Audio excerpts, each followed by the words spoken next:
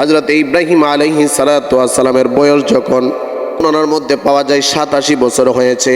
হযরত ইব্রাহিম আলাইহিস সালাতু ওয়াস সালাম আল্লাহর দরবারের মধ্যে দোয়া করলেন, রব্বি হাবলি মিনাস সলিহিন, হে আমার রব আমাকে একটা নেক সন্তান দান করো, একটা নেক সন্তান দান করো। আল্লাহর দরবারের মধ্যে যখন হযরত ইব্রাহিম আলাইহিস সালাতু ওয়াস সালাম দোয়া করলেন বৃদ্ধ বয়সে, আল্লাহ তাআলা দোয়া কবুল করে ফেললেন। হযরত ইব্রাহিম আলাইহিস সালাতু ওয়াস সালামকে আল্লাহ তাআলা একজন সন্তান দান করেছেন, যার নাম হলো হযরত ইসমাঈল আলাইহিস সালাতু ওয়াস সালাম। জোরে বলুন সুবহানাল্লাহ। হযরত ইসমাঈল আলাইহিস সালাতু ওয়াস সালামের বয়স যখন 10 বছর, ইসমাঈল আলাইহিস সালাতু ওয়াস সালামের বয়স যখন 10 বছর, হযরত ইব্রাহিম আলাইহিস সালাতু ওয়াস সালাম যখন রাতের বেলায় ঘুমাইলেন, হযরত ইব্রাহিম আলাইহিস সালাতু ওয়াস সালাম স্বপ্নে দেখলেন, আল্লাহ তাআলা ডাক দেয়া কয়, আরে ইব্রাহিম, আমি আল্লাহকে সন্তুষ্টি করার জন্য তোমার পছন্দের জিনিসটা তুমি কুরবানি দাও। হযরত ইব্রাহিম আলাইহিস সালাতু ওয়াস সালাম সকাল বেলায় উঠে আল্লাহকে সন্তুষ্টি করার জন্য 100 উট কুরবানি দিলেন। জোরে কোন কয় শত? 100 উট কুরবানি দিলেন। নবীগণের স্বপ্ন হলো সত্য। আমরা যেই স্বপ্ন দেখি আউলা জাউলা স্বপ্ন, ঠিক না? আমাদের স্বপ্ন সারাদিন যেটা ভাবি এটা রাত্রেবেলা দেখি। মনে রাখবেন, স্বপ্ন 3 প্রকার। কয় প্রকার? স্বপ্ন 3 প্রকার। স্বপ্নে এলাহি, একটা হলো আল্লাহর পক্ষ থেকে। স্বপ্নে শয়তানি, একটা হইলো শয়তানের পক্ষ থেকে। আরেকটা হলো স্বপ্নে খেয়ালি, যেটা আমরা ভাবি ওইটা রাতের বেলায় ঘুমাইলে স্বপ্নে দেখি। তাইলে এই জন্য স্বপ্ন কয় প্রকার? 3 প্রকার। এক প্রকার আমরা যেটা ভাবি এটা রাতে দেখি, আরেক প্রকার শয়তান মামাজি আইসা সুন্দর করে আমরা দেখা আর কি রাতের বেলা। এরপরে 3 নাম্বার স্বপ্নটা হলো স্বপ্নে সুবহানি, যেটাকে বলা হয় আল্লাহর পক্ষ থেকে। স্বপ্নে এলাহি, আল্লাহর পক্ষ থেকে যে স্বপ্নটা দেখানো হয়। তো নবীগণের স্বপ্ন হলো সত্য। নবীগণের স্বপ্ন কি বলেন? সত্য। হযরত ইব্রাহিম আলাইহিস সালাতু ওয়াস সালাম আল্লাহকে সন্তুষ্টি করার জন্য তিনি 100 উট কুরবানি দিলেন। 100 উট কুরবানি দেওয়ার পরে রাতের বেলায় যখন আবার ঘুমাইলেন, আবার স্বপ্নে দেখলেন, আবার পরের দিন 100 উট কুরবানি দিলেন। এবার দ্বিতীয় দিন চলে গেল, তৃতীয় দিন আবার স্বপ্নে দেখলেন। এইভাবে 3 দিন তিনি 300 উট কুরবানি দিলেন। চতুর্থ নাম্বার দিনে উনি যখন স্বপ্নে দেখলেন তোমার পছন্দের জিনিসটা তুমি কুরবানি দাও, উনি মনে মনে ভাবতেছেন, আমি যেই উট কুরবানি দিচ্ছি ওই উটগুলি মনে হয় আল্লাহ তাআলা কবুল করতেছেন না। এই জন্য বরাবর 3 দিন পরপর 3 দিন আমাকে আল্লাহ তাআলা এই স্বপ্ন দেখাচ্ছেন। আজকে 4 নাম্বার দিনেও আল্লাহ তাআলা আমাকে এই স্বপ্ন দেখাচ্ছেন। এবার মনে মনে ভাবতেছেন, হাইরে আমার উটগুলি, আমার সম্পদগুলি তো আল্লাহর কাছে, আমার কাছে সবচাইতে প্রিয় না। আমার কাছে দুনিয়ার জমিনের মধ্যে সবচাইতে প্রিয় হলো আমার সন্তান। দুনিয়ার জমিনের মধ্যে একজন বাবা যখন 10 বছর 12 বছর পরে আল্লাহ যখন তাকে একটা সন্তান দেয়, ওই সন্তানের প্রতি তার মায়া কম না বেশি? বলেন। অনেক বেশি, অনেক বেশি। প্রিয় ভাইয়েরা আমার, পারে না তাকে কলিজাটা খুলে দেয়। আমার মুসলমান ভাইয়েরা মাঝে মধ্যে দেখবেন যাদের সন্তান নাই কত আফসোস করে। না হয় অনেকের সন্তান 10 বছর 12 বছর পরে হলে ওই হাজার হাজার মানুষদেরকে নিয়ে আকিকার অনুষ্ঠান করে আল্লাহর শুকরিয়া আদায় করে কি করে না? জোরে বলেন। আমার মুসলমান ভাইয়েরা, একজন বাবার কাছে, একজন মায়ের কাছে পৃথিবীর সবচাইতে বড় উপহার হলো সন্তান। আমার মুসলমান ভাইয়েরা, হযরতে ইব্রাহিম আলাইহিস সালাতু ওয়াস সালাম মনে মনে ভাবতেছে, হাইরে আল্লাহ তাআলা তো আমার সন্তানের দিকে ইশারা করতেছে। এবার হযরতে ইব্রাহিম আলাইহিস সালাতু ওয়াস সালাম দৌড়ায়া ওই মরুভূমির দেশের মধ্যে চলে গেলেন হযরতে হাজেরার কাছে। হযরতে হাজেরার কাছে যাওয়ার পরে এবার হযরতে হাজেরাকে ডাক দেয়া কয়, আমার সন্তান কোথায়? আপনার সন্তান ঘরের ভিতরে, আমার সন্তানকে ডাক দাও। হযরতে ইসমাঈল আলাইহিস সালাতু ওয়াস সালামকে ডাক দিলেন। এবার হযরতে হাজেরাকে ডাক দেয়া কয়, হাজেরা আমার সন্তানটাকে ভালোভাবে সাজায়া দাও, আমার সন্তানটাকে নতুন কাপড় পরায়া দাও, আমার সন্তানটাকে নিয়ে আমি দাওয়াতের মধ্যে যাব। এবার মাকে কিন্তু সরাসরি বললে মা সহ্য করতে পারবে না। মা কি সহ্য করতে পারবে? মা সহ্য করতে পারবে না। কারণ পৃথিবীর জমিনের মধ্যে সন্তানের জন্য সবচাইতে বেশি মোহাব্বত আল্লাহ তাআলা তার মায়ের অন্তরের ভিতরে পয়দা করে দিয়েছেন। মুসলমান ভাইরা আমার, এবার ডাক দিয়া কয়, রে হাজেরা, আমার সন্তানটাকে তুমি তাড়াতাড়ি কইরা রেডি করে দাও, নতুন নতুন কাপড় পরায় দাও, আমার সন্তানকে নিয়ে আমি দাওয়াতের মধ্যে যাব। এবার সুন্দর কাপড় পরিধান করাইয়া হযরত ইব্রাহিম আলাইহিস সালাতু ওয়াস সালামের কাছে যখন আনলেন, এবার ইব্রাহিম আলাইহিস সালাতু ওয়াস সালাম হযরতে ইসমাঈল আলাইহিস সালাতু ওয়াস সালামকে ডাক দিয়া কই, বাবা রে, আমি তোমাকে নিয়ে কোথায় যাচ্ছি তুমি জানো নি? ডাক দিয়া কই, বাবা আপনি আমাকে নিয়ে বেড়ানোর জন্য যাচ্ছেন? কোন না, তোমাকে নিয়ে আমি বেড়ানোর জন্য যাই নাই। কোথায় যাচ্ছ? এ বাবা, আমি 3 দিন যাবত এমন এমন স্বপ্নে দেখছি।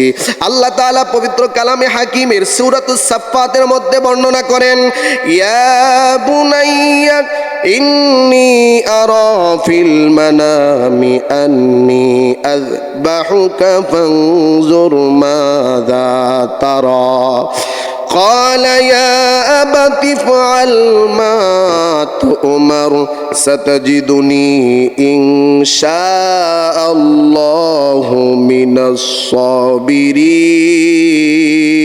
الصابرين।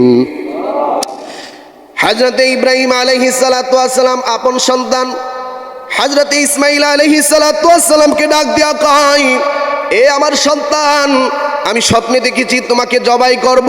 আল্লাহু আকবার জোরে বলেন। এ সন্তান, আমি স্বপ্নে দেখছি তোমাকে আমি জবাই করব। আল্লাহ তাআলা আমাকে এমন এমন কথা বলেছেন, তোমার অভিমত কি? মুসলমান ভাইরা আমার, যেমন বাবা তেমন সন্তান ডাক দেয়া কয়, ও আমার বাবা, আল্লাহ যেহেতু বলছে ক্বালা ইয়া আবাতি ফাআল মা তুমার সাতাজিদুনি ইনশাআল্লাহু মিনাস সাবিরিন। হযরতে ইসমাঈল আলাইহিস সালাতু ওয়াস সালাম ডাক দেয়া কয়, বাবা, আল্লাহ যেহেতু আপনাকে আদেশ করেছেন, আপনি আল্লাহর আদেশ পূর্ণ করুন, আপনি আমাকে ধৈর্যশীলদের সাথে পাবেন। সুবহানাল্লাহ বলেন। আর আমরা সন্তানরা এই কথা বললে, আমরা সন্তান সারা জীবনের লিগা বাড়ি ছেড়ে দিলে, ঠিক কিনা বলেন? তো কেমন সন্তান ইসমাঈল আলাইহিস সালাতু ওয়াস সালাম? এবার হযরত ইসমাঈল আলাইহিস সালাতু ওয়াস সালাম ডাক দিয়া কয়, আপনি আমাকে ধৈর্যশীলদের সাথে পাবেন। হযরত ইসমাঈল আলাইহিস সালাতু ওয়াস সালামকে নিয়ে যখন ওই মিনার মধ্যে যাবে, এবার শয়তান আইসা হযরত ইসমাঈলকে বিভিন্নভাবে কুমন্ত্রণা দিচ্ছে, তোমাকে কিন্তু তোমার বাবা জবাই করার জন্য নিতেছে, সাবধান, তুমি যাও না। তো উনি এইভাবে কঙ্কিট হাতের মধ্যে নিয়ে শয়তানকে নিক্ষেপ করলেন 7 বার। কয়বার বলেন? এখনো হাজিরা হজের মধ্যে গেলে 7 বার এই কঙ্কর নিক্ষেপ করে, কি করে না বলেন? মুসলমান ভাইয়েরা আমার, এইভাবে শয়তান ধোঁকা দিচ্ছে, কোনো কাজ হচ্ছে না। হযরতে ইব্রাহিম আলাইহিস সালাতু ওয়াস সালাম যখন আপন সন্তান হযরতে ইসমাঈল আলাইহিস সালাতু ওয়াস সালামকে মিনার মধ্যে নিয়ে গেলেন কোরবানি করার জন্য। এইবার ওনাকে যখন কোরবানি করবেন, ডাক দেয়া কই, বাবা, আমাকে যখন তুমি কোরবানি দিবা, কোরবানি দেওয়ার পরে তুমি যখন বাড়ির মধ্যে যাইবা, ওই বাড়ির মধ্যে যাওয়ার পরে আমার মা তোমাকে প্রশ্ন করবে, আমার সন্তান কোথায়? তুমি তখন কি বলবা? তুমি যদি সত্য কথা বলো, তাইলে সারা জীবন আমার মায়ের কাছে তুমি হত্যাকারী হিসাবে আমার মার চোখের মধ্যে তুমি থাকবা, আমার মা সারা জীবন তোমাকে অপরাধী হিসাবে মানবে। তাইলে কি করা যায়? বাবা, তুমি একটা কাজ করবা, আমার যে কাপড়গুলা আছে ওই কাপড়গুলা রক্তাক্ত অবস্থায় বাড়ির মধ্যে নিয়ে যাইবা। আমার মা যখন আমাকে জিজ্ঞাসা করবে, আমার ইসমাঈল কোথায়, আমার ইসমাঈল কোথায়, তুমি তখন আমার মাকে ডাক দিয়া বলবা, আমার সন্তান ইসমাঈলকে ওই জঙ্গলার ভাগেরা আমার ইসমাঈলকে ধরে খেয়ে ফেলছে। আমার মাকে আমার কাপড়গুলা দেখাইবা, আমার মা ক্ষণিকের হলেও একটু সান্ত্বনা পাবে। আপনার প্রতি আমার মায়ের কোনো রকম আপনার প্রতি কোনো অভিযোগ থাকবে না আমার মায়ের। মুসলমান ভাইরা আমার, এবার ডাক দেয়া কই, বাবা, 2 নম্বরে হলো আমার চোখগুলা তুমি ভাইদা নিবা। কি জন্য চোখগুলা ভাইদা নেব? কারণ তুমি হইলা আমার বাবা, আমার চোখের দিকে তাকাইয়া তুমি আমাকে কুরবানি করতে পারবা না, তোমার মায়া লাইগা যাইব বাবা, এই জন্য আমার চোখগুলা তুমি বাইদা ফেলবা। 3 নম্বরে হলো আমার হাত বাঁধবা, আমার পাও বাঁধবা। কি জন্য? আমি যেন নাড়াচাড়া না করতে পারি। মুসলমান ভাইয়েরা আমার, হযরতে ইব্রাহিম আলাইহিস সালাতু ওয়াস সালাম কথা মোতাবেক চোখগুলি বাঁধলেন, হাত বাঁধলেন, পা বাঁধলেন।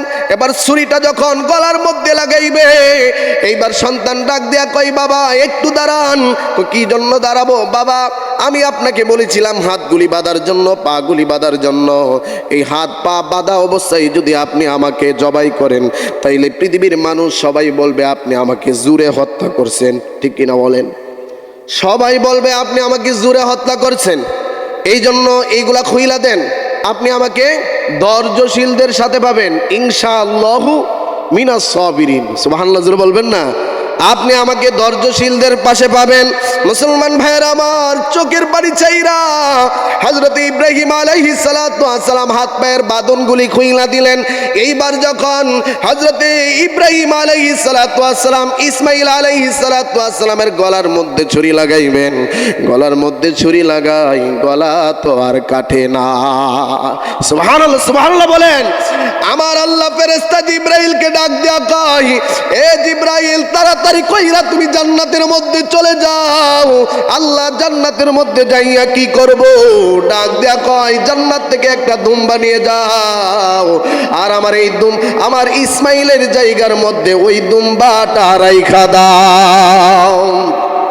হযরত ইব্রাহিম আলাইহিস সালাতু ওয়াস সালাম কুরবানি দেওয়ার জন্য চেষ্টা করতেছি, হঠাৎ করে তাকাইয়া দেখে কুরবানি হয়ে গেছে। হযরত ইব্রাহিম আলাইহিস সালাতু ওয়াস সালাম সন্তানের গলা জবাই করবে, সন্তানকে কুরবানি করবে, এই জন্য চক্ষুগুলা নিজেও বন্ধ করে রাখছে। চক্ষু খুইলা দেখে রে হযরত ইব্রাহিম আলাইহিস সালাতু ওয়াস সালাম যেই জবাই করছে, হযরত ইসমাঈল আলাইহিস সালাতু ওয়াস সালাম এখানে নাই, জান্নাতি একটা দুম্বা ওই জায়গাটার মধ্যে পড়ে আছে। তাকায় দেখে একটু দূরে হযরত ইসমাঈল আলাইহিস সালাতু ওয়াস সালাম দাঁড়িয়ে আছে। আল্লাহু আকবার জোরে বলেন। ওই কুরবানির সিস্টেম আমাদের কাছে চলে আসছে। সুবহানাল্লাহ জোরে বলবেন না? এবার জিবরাইল আলাইহিস সালাতু ওয়াস সালামকে আমার আল্লাহ ডাক দেয়া কয়, আরে জিবরাইল, আমার বন্ধু ইব্রাহিম আমার পরীক্ষার মধ্যে পাস করে ফেলছে। আজকে থেকে আমার বন্ধু ইব্রাহিমকে আমি সাধারণ কোনো বন্ধুদের খাতার মধ্যে রাখবো না। আমি আল্লাহ আজকে থেকে আমার বন্ধু ইব্রাহিমের নাম দিয়ে দিলাম খলিলুল্লাহ। 10টা পরীক্ষা আল্লাহ তাআলা হযরত ইব্রাহিম নবীকে করেছেন। এই 10টা পরীক্ষার মধ্যে পাশ করেছেন। শেষ পরীক্ষা ছিলেন আপন সন্তানকে জবাই করা। হযরত ইব্রাহিম আলাইহিস সালাতু ওয়াস সালাম এই পরীক্ষার মধ্যে পাশ করছে, এই জন্য আল্লাহ তাআলা নাম দিয়েছেন খলিলুল্লাহ। এবার হযরত জিবরাইলকে আমার আল্লাহ ডাক দেয়া কয়, যে দুম্বাটা জবাই করেছে আমার বন্ধু ইব্রাহিমকে তুমি বলে দাও এই দুম্বাটার গোশতটাকে যেন 3টা ভাগে ভাগ করা হয়। জোরে কোন কয়টা ভাগে? 3টা ভাগে ভাগ করা হয়। 1 নাম্বার, একটা ভাগ বাড়ির মধ্যে যখন যাবে স্ত্রী প্রশ্ন করবে, বাবা আর ছেলে মিল্লা দাওয়াত খাইতে গেছো, আমার জন্য কি নিয়ে আসছো? স্ত্রী যখন জিজ্ঞাসা করবে তখন তো তার বাড়ির মধ্যে কিছু নিয়ে যাওয়া লাগবে। একটা কাজ করো, 3টা ভাগ করার জন্য বলো। 1 ভাগ গোশত তার বাড়িতে নিয়ে যাবে তার পরিবারের জন্য, 2 নাম্বার ভাগ তার আত্মীয় স্বজনের জন্য, 3 নাম্বার ভাগ গরিবদেরকে দিয়ে দিবে। সুবহানাল্লাহ জোরে বলেন। এই জন্য কুরবানির গোশতের 3টা বন্টন আমরা করে থাকি, যে 1 ভাগ নিজের জন্য, 1 ভাগ আপনজনদের আত্মীয় স্বজনদের জন্য, আর 1 ভাগ গরিবদের জন্য। এই 3টা বন্টন আমরা করে থাকি।